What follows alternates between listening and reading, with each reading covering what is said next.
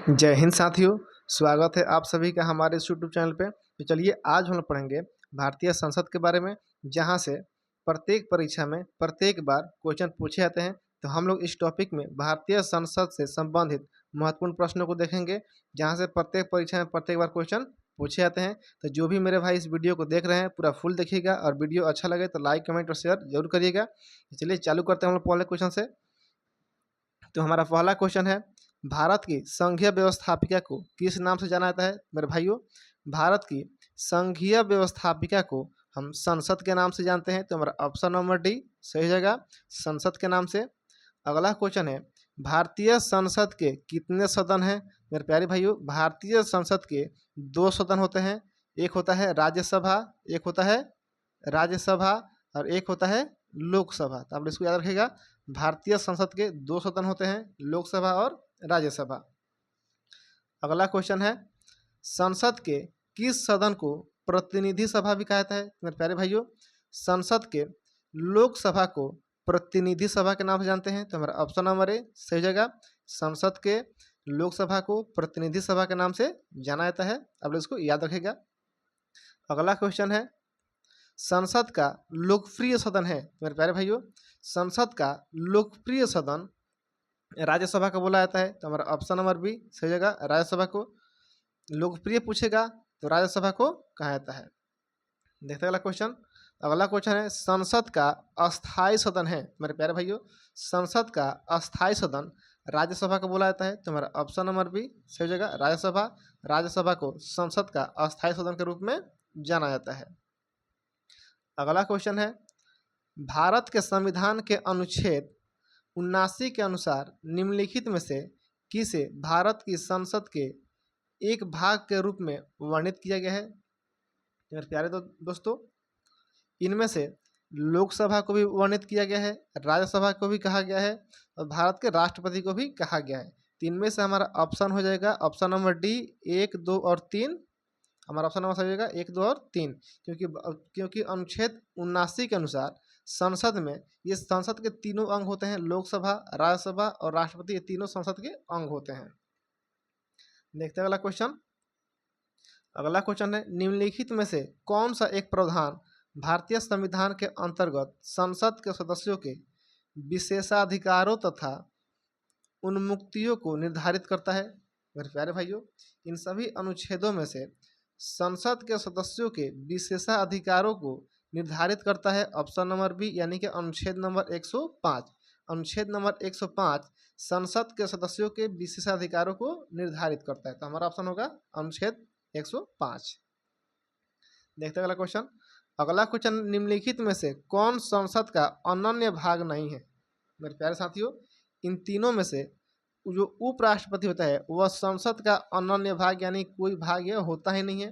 तो संसद का उपराष्ट्रपति भाग नहीं होता है। संसद का भाग होता है राष्ट्रपति, लोकसभा और राज्यसभा, तीनों भाग होते हैं। उपराष्ट्रपति इसका भाग नहीं होते हैं। देखते हैं अगला क्वेश्चन को। अगला क्वेश्चन है, भारतीय संसद में शामिल है, यानी कि इनमें से कौन भारतीय संसद में शामिल है? मेरे प्यारे साथियों, इनमें से हमारा ऑप्शन नंबर सी सही हो जाएगा, राष्ट्रपति, राज्यसभा और लोकसभा। ये तीनों आपको बतला चुके हैं। ये तीनों क्या होते हैं? संसद के अंग होते हैं। तो ये तीनों क्या है? ये तीनों भारतीय संसद में शामिल है। अगला क्वेश्चन है, भारतीय संसद के कितने अंग है? मेरे प्यारे साथियों, भारतीय संसद के यही तीनों अंग होते हैं। तो हमारा ऑप्शन नंबर हो जाएगा बी, ऑप्शन हो जाएगा हमारा बी, 3। भारतीय संसद के कुल 3 अंग होते हैं, राष्ट्रपति, राज्यसभा और लोकसभा। देखते हैं अगले क्वेश्चन को। अगला क्वेश्चन है हमारा,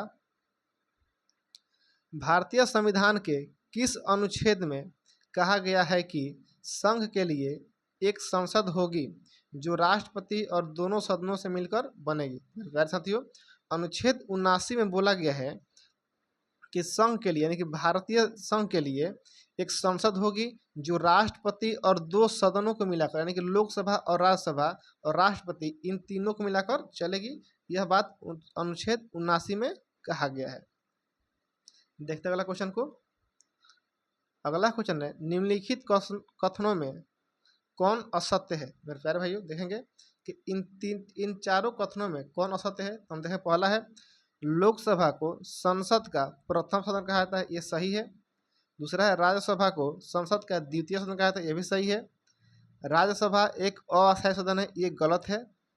ये राज्यसभा एक अस्थायी सदन होता है। चौथा है लोकसभा संसद का लोकप्रिय सदन है, ये भी सही है। तो हमारा इनमें से पूछ रहा है कौन असत्य है, तो हमारा ऑप्शन नंबर सी सही होगा। ऑप्शन नंबर सी यह हमारा क्या है, असत्य है। जो राज्यसभा होता है यह एक अस्थायी सदन होता है, जबकि इसमें दिया है अस्थायी, तो हमारा ये ऑप्शन नंबर सी सही जगह ये गलत है। देखेंगे अगला क्वेश्चन को। अगला क्वेश्चन है निम्नलिखित कथनों में कौन सही है। मेरे प्यारे साथियों, देखेंगे इनमें से कौन सही है। इनमें दिया है लोकसभा भारतीय जनता की प्रतिनिधि सभा है, ये भी ये सही है। राज्यसभा संसद का उपसदन है, ये भी सही है। राज्यसभा राज्यों का प्रतिनिधित्व करता है, ये भी सही है। हमारा ऑप्शन नंबर हो जाएगा डी, उपयुक्त सभी। डी हो जाएगा ऑप्शन नंबर उपयुक्त सभी। देखते हैं अगला क्वेश्चन को। अगला क्वेश्चन है संसद का निम्न सदन एवं उच्च सदन क्रमशः है, यानी कि संसद के किस सदन को निम्न सदन और किस सदन को उच्च सदन के नाम से जाना जाता है। मेरे प्यारे साथियों, संसद के पहले पूछ रहा है उच्च सदन, तो उच्च सदन बुलाया जाता है राज्यसभा को, एवं पहले पूछ रहा है निम्न सदन, तो निम्न सदन बुलाया जाता है लोकसभा को, और उच्च सदन बुलाया जाता है राज्यसभा को। तो हमारा ऑप्शन नंबर हो जाएगा बी, लोकसभा एवं राज्यसभा। इनमें से लोकसभा को निम्न सदन बोलते हैं और राज्यसभा को उच्च सदन के रूप में जाना जाता है। तो हमारा ऑप्शन नंबर हो जाएगा बी, लोकसभा एवं राज्यसभा। आप लोग इसको याद रखिएगा कि संसद के किस सदन को निम्न सदन और किस सदन को उच्च सदन के नाम से जाना जाता है। अगला क्वेश्चन देखते हैं। अगला क्वेश्चन है संसद को भंग करने के लिए कौन सक्षम है। मेरे प्यारे भाइयों, इनमें से संसद को भंग करने में राष्ट्रपति सक्षम है। तो हमारा ऑप्शन नंबर है सही जगह राष्ट्रपति। संसद को राष्ट्रपति कभी भी भंग कर सकते हैं। देखते हैं अगला क्वेश्चन को। अगला क्वेश्चन है भारतीय संसद की संप्रभुता प्रतिबंधित है। मेरे प्यारे भाइयों, भारतीय संसद की संप्रभुता न्यायिक समीक्षा से प्रतिबंधित है। तो हमारा ऑप्शन नंबर बी हो जाएगा न्यायिक समीक्षा से। देखते हैं अगला क्वेश्चन को। अगला क्वेश्चन है संसद के कितने सत्र होते हैं। मेरे प्यारे साथियों, संसद के बजट सत्र, मानसून सत्र, शीतकालीन सत्र, उपयुक्त में से डी हो जाएगा, यानी कि सभी क्या है, ये सभी संसद के सत्र होते हैं। तो हमारा ऑप्शन नंबर डी हो जाएगा उपयुक्त सभी। अगला क्वेश्चन दिया है संसद के दो क्षेत्र से, यहाँ मिस प्रिंट हुआ है, संसद के दो सत्रों के बीच अधिकतम कितना अंतराल दिया जाता है। मेरे प्यारे भाइयों, संसद के दो सत्रों के बीच लगभग 6 महीने का अंतराल दिया जाता है। तो हमारा ऑप्शन नंबर सी सही होगा, 6 महीने का अंतराल दिया जाता है। अब इसको याद रखिएगा, संसद के दो सत्रों के बीच 6 महीने का अंतराल दिया जाता है। अगला क्वेश्चन है भारतीय संसद के दोनों सदनों की संयुक्त बैठक किस संबंध में होती है। मेरे प्यारे भाइयों, भारतीय संसद के दोनों सदनों की संयुक्त बैठक संविधान संशोधन विधेयक के लिए होता है। तो हमारा ऑप्शन नंबर ए सही होगा, संविधान संशोधन विधेयक के लिए होता है। अब इसको याद रखिएगा, संविधान संशोधन विधेयक के लिए इसको दोनों सदनों की संयुक्त बैठक बुलाई जाती है। देखते हैं अगला क्वेश्चन को। अगला क्वेश्चन है संसद के दोनों सदनों का संयुक्त अधिवेशन आयोजित होता है। मेरे प्यारे भैया, बोल रहा है कि संसद के दोनों सदनों का संयुक्त अधिवेशन यानी संयुक्त बैठक क्यों बुलाया जाता है। तो हम देखेंगे इसमें पहला ऑप्शन दे रहा है भारत के राष्ट्रपति के निर्वाचन के लिए, तो ये भी नहीं होगा। दूसरा है भारत के उपराष्ट्रपति के निर्वाचन के लिए, ये भी नहीं होगा। तीसरा है संविधान में संशोधन से संबंधित विधेयक को पारित करने के लिए, ये भी सही नहीं होगा। ऑप्शन नंबर 4 है ऐसे विधेयक पर विचार करने और उसे पारित करने के लिए जिस पर दोनों सदनों में मतभेद हो। तो हमारा ऑप्शन नंबर 4 सही होगा। हम देखेंगे इसमें ऑप्शन दिया है केवल 4 डी दिया है। तो हमारा ऑप्शन नंबर डी सही हो जाएगा केवल 4, और ऑप्शन हो जाएगा केवल डी 4 हमारा सही हो जाएगा। देखते हैं अगले क्वेश्चन को। अगला क्वेश्चन है साधारण विधेयक से संबंधित गतिरोधों को दूर करने के लिए संसद के दोनों सदनों की संयुक्त बैठक कौन बुलाता है। मेरे प्यारे भाइयों, संसद के दोनों सदनों की संयुक्त बैठक राष्ट्रपति बुलाता है। तो हमारा ऑप्शन नंबर है सही जगह राष्ट्रपति। आप लोगों को याद रखना है, संसद के दोनों सदनों की संयुक्त बैठक कौन बुलाता है, तो राष्ट्रपति बुलाता है। अनुच्छेद 108 के तहत बुलाता है। अब याद रहेगा, राष्ट्रपति जो होता है संसद के दोनों सदनों का संयुक्त बैठक किस आर्टिकल के द्वारा बुलाया जाता है? आर्टिकल 108 के तहत बुलाता है। देखते हैं अगले क्वेश्चन को। अगला क्वेश्चन है, लोकसभा एवं राज्यसभा की संयुक्त बैठक कब होती है? मेरे प्यारे भाइयों, लोकसभा एवं राज्यसभा की संयुक्त बैठक तब होती है जब लोकसभा एवं राज्यसभा के में क्या हो, मतभेद होता है। तो हमारा ऑप्शन नंबर बी सही रहेगा, लोकसभा एवं राज्यसभा के मतभेद होने पर। देखते हैं अगला क्वेश्चन को। अगला क्वेश्चन है, संसद के दोनों सदनों के साथ साथ बैठने पर निम्न होता है। यानी कि संसद के दोनों सदनों के साथ साथ बैठने पर क्या होता है? इसमें से हमारा ऑप्शन नंबर होगा सी, एक बिल जिस पर दोनों सदन सहमत न हो उस पर विचार करना और पास होना। तो हमारा ऑप्शन नंबर सी से होगा, एक ऐसे बिल जिस पर दोनों सदन सहमत ना हो तो उसी पर सहमति बनाने के लिए क्या होता है, दोनों की बैठक बुलाई जाती है। देखते हैं अगला क्वेश्चन को। अगला क्वेश्चन है, यदि किसी सामान्य विधेयक पर राज्यसभा और लोकसभा के बीच गतिरोध आता है तो उसका समाधान कौन करेगा? मेरे प्यारे भाइयों, यदि किसी सामान्य विधेयक पर, देखिए ध्यान दीजिएगा, सामान्य विधेयक पूछ रहे हैं, यदि किसी सामान्य विधेयक पर राज्यसभा और लोकसभा के बीच गतिरोध उत्पन्न हो जाता है तो उसका समाधान संयुक्त संसद का संयुक्त सत्र करेगा। और ऑप्शन नंबर सी हो जाएगा, संसद का संयुक्त सत्र करेगा। आप लोगों को दिमाग में चल रहा होगा कि इसका समाधान राष्ट्रपति क्यों नहीं करेगा? इसका समाधान राष्ट्रपति इसलिए नहीं करेगा कि जो राष्ट्रपति होता है वह दोनों के बैठक है, राज्यसभा और लोकसभा की संयुक्त बैठक है, वह कभी अध्यक्षता नहीं करता है। तब याद रहेगा, राष्ट्रपति कभी भी दोनों सदनों की अध्यक्षता नहीं करता है। देखते हैं अगले क्वेश्चन को। अगला क्वेश्चन है, स्वतंत्र भारत के संसदीय इतिहास में अभी तक कितनी बार संयुक्त बैठक बुलाई गई है? मेरे प्यारे भाइयों, स्वतंत्र भारत के संसदीय इतिहास में अभी तक कुल संयुक्त बैठक 3 बार बुलाई गई है। तो हमारा ऑप्शन नंबर सी से होगा, 3 बार। आप लोग याद रखेगा, अभी तक कुल 3 बार संयुक्त बैठक बुलाई गई है। संयुक्त बैठक किसके द्वारा बुलाया जाता है? तो राष्ट्रपति के द्वारा बुलाया जाता है। अगला क्वेश्चन है, क्या राष्ट्रपति या उपराष्ट्रपति कभी संयुक्त अधिवेशन की अध्यक्षता करते हैं? तो हमारा ऑप्शन नंबर होगा, मेरे प्यारे भाइयों, ऑप्शन नंबर होगा हमारा बी, कभी नहीं। राष्ट्रपति या उपराष्ट्रपति कभी भी संयुक्त बैठक यानी कभी भी संयुक्त अधिवेशन की अध्यक्षता वो नहीं करते हैं। तो हमारा ऑप्शन नंबर डी होगा, कभी नहीं। देखते हैं अगला क्वेश्चन को। अगला क्वेश्चन है, संसद के दोनों सदनों के संयुक्त अधिवेशन की अध्यक्षता कौन करता है? तो प्यारे भाइयों, संसद के दोनों सदनों के संयुक्त अधिवेशन यानी कि संयुक्त बैठक की अध्यक्षता लोकसभा अध्यक्ष करते हैं। तो हमारा ऑप्शन नंबर डी से होगा, लोकसभा अध्यक्ष यही क्या करते हैं, दोनों सदनों की बैठक की अध्यक्षता करते हैं। आप लोग कमेंट बॉक्स बताइएगा कि अभी लोकसभा अध्यक्ष कौन है। आप लोग इसको कमेंट बॉक्स बताइएगा कि भारत के अभी लोकसभा अध्यक्ष कौन है। अगला क्वेश्चन है, संसद के संयुक्त बैठक को कौन संबोधित करता है? मेरे प्यारे भाइयों, संसद के संयुक्त बैठक को संबोधित करने वाला जो होता है वह होता है राष्ट्रपति।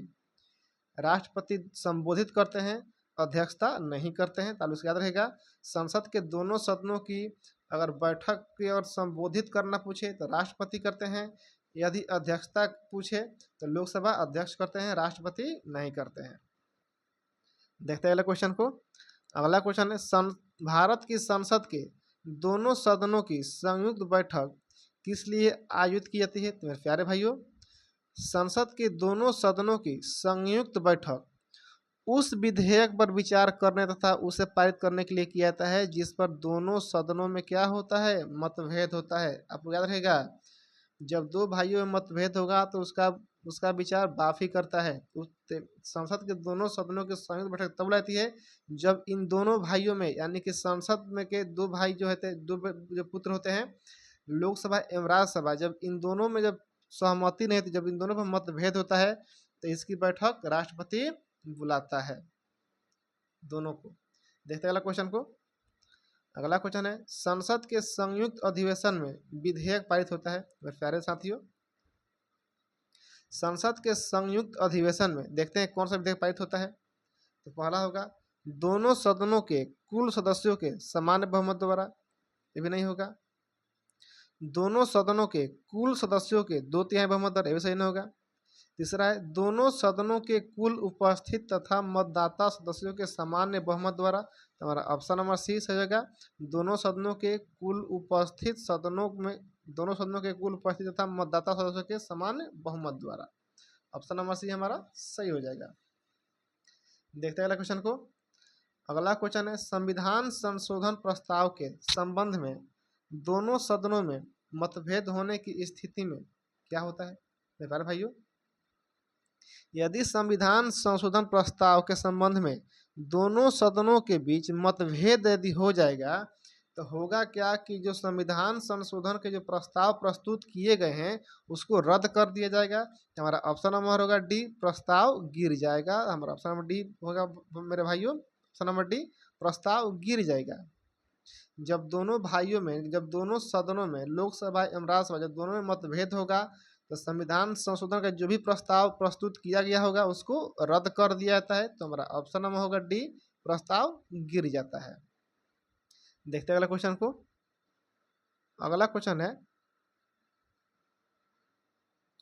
संसद की कार्यवाही सूची में प्रथम विषय होता है। मेरे प्यारे भाइयों, संसद की कार्यवाही सूची में जो प्रथम विषय होता है वह प्रश्नकाल का होता है। तो हमारा ऑप्शन नंबर बी होगा प्रश्नकाल का। आप लोग इसको याद रखेगा, ये बहुत ही मोस्ट वीवीआई है, आप लोग इसे याद रखेगा।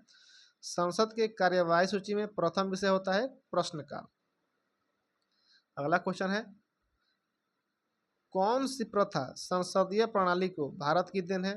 मेरे प्यारे भाइयों, इनमें से जो शून्यकाल है यह भारत की देन है। तो हमारा ऑप्शन नंबर हो जाएगा शून्यकाल। अगला क्वेश्चन है, संसद के किस सदस्य की सदस्यता तब समाप्त समझी जाती है यदि वह बिना बताए, बिना सदन को सूचित किए अनुपस्थित रहता है? मेरे प्यारे साथियों, संसद के किसी भी सदस्य की सदस्यता तब समाप्त मानी जाती है जब वह 60 दिन तक संसद को बिना सूचित किए हुए अनुपस्थित रहता है। तो हमारा ऑप्शन नंबर ए हो जाएगा 60 दिन तक। यदि कोई भी संसद का सदस्य संसद को बिना बताए 60 दिन तक अनुपस्थित रहता है तो उसकी सदस्यता को रद्द कर दी जाती है। देखते हैं अगले क्वेश्चन को। अगला क्वेश्चन है, एक वर्ष में कम से कम कितनी बार संसद की बैठक होना आवश्यक है? मेरे प्यारे भाइयों, एक वर्ष में कम से कम 2 बार संसद की बैठक होनी चाहिए। तो हमारा ऑप्शन नंबर बी सही है, 2 बार। कम से कम संसद की साल भर में 2 बार बैठक होनी चाहिए। अगला क्वेश्चन है, संसद की संरचना के संबंध में निम्नलिखित कथनों में से कौन सा सही नहीं है? मेरे प्यारे भाइयों, सही नहीं है पूछ रहा है। तो इनमें से पहला हम देखते हैं, राज्यसभा में राज्यों के प्रतिनिधियों का निर्वाचन सीधे जनता द्वारा होता है। तो पहला ही गलती हमारा हो गया, तो पहला ही सही नहीं है। तो हमारा ऑप्शन नंबर ये सही हो जाएगा, राज्यसभा के राज्यों के प्रतिनिधियों का निर्वाचन सीधे जनता के द्वारा नहीं होता है। तो हमारा ऑप्शन नंबर ए सही हो जाएगा, राज्यसभा के प्रतिनिधियों का निर्वाचन अप्रत्यक्ष होता है। तो हमारा ऑप्शन नंबर ए सही हो जाएगा। अगला क्वेश्चन है, निम्न विधेयकों में से किसका एक भारतीय संसद के दोनों सदनों द्वारा अलग अलग विशेष बहुमत से पारित होना आवश्यक है? मेरे प्यारे साथियों, बोल रहा है निम्न विधेयक में से यानी किन विधेयकों का भारतीय संसद के दोनों सदनों द्वारा अलग अलग विशेष बहुमत द्वारा पारित होना चाहिए? तो इनमें से संविधान संशोधन जो विधेयक होता है इसमें यह आवश्यक है कि संसद के दोनों सदन अपना अलग अलग विशेष बहुमत दें। तो ऑप्शन नंबर डी होगा संविधान संशोधन विधेयक। जब दोनों सदन जब अपना अपना पूर्ण बहुमत देंगे, लोकसभा और राज्यसभा, तभी संविधान में संशोधन हो सकता है। देखते हैं अगला क्वेश्चन को। अगला क्वेश्चन है, संसदों के वेतन का निर्णय कौन करता है? मेरे प्यारे भाइयों, संसदों के वेतन का निर्णय संसद करता है। तो हमारा ऑप्शन नंबर ए सही होगा, संसद करता है संसदों के वेतन का निर्णय। अगला क्वेश्चन है, संसद के कुल सदस्यों का कितना भाग वैधानिक चैम्बर की मीटिंग बुलाने के लिए आवश्यक गणपूर्ति है? मेरे प्यारे साथियों, संसद के कुल सदस्यों में से 1/10 भाग होता है वह मीटिंग बुलाने के लिए आवश्यक गणपूर्ति माना जाता है, यानी कि 10 लोगों में से एक व्यक्ति का होना आवश्यक है। हमारा ऑप्शन होगा 1/10। देखते हैं अगले क्वेश्चन को। अगला क्वेश्चन है, संसदीय प्रणाली वाली सरकार को अन्य किस नाम से जाना जाता है? मेरे प्यारे साथियों, संसदीय प्रणाली वाली संसदीय प्रणाली वाली सरकार को अन्य किस नाम से जाना जाता है? तो मेरे प्यारे भाइयों, इसको संघीय सरकार के नाम से जाना जाता है। तो हमारा ऑप्शन नंबर सी सही जगह संघीय सरकार के नाम से जाना जाता है। देखते अगला क्वेश्चन। अगला क्वेश्चन है, भारत की संसद के बारे में निम्नलिखित में से क्या सही नहीं है? प्यारे साथियों, भारत की संसद के बारे में हम देखेंगे इनमें से क्या सही नहीं है। पहला बोला है राष्ट्रपति लोकसभा और राज्यसभा से संसद बनती है, सही है। लोकसभा में मनोनीत सदस्य नहीं होते हैं, जो कि ये गलती दिया है ऑप्शन।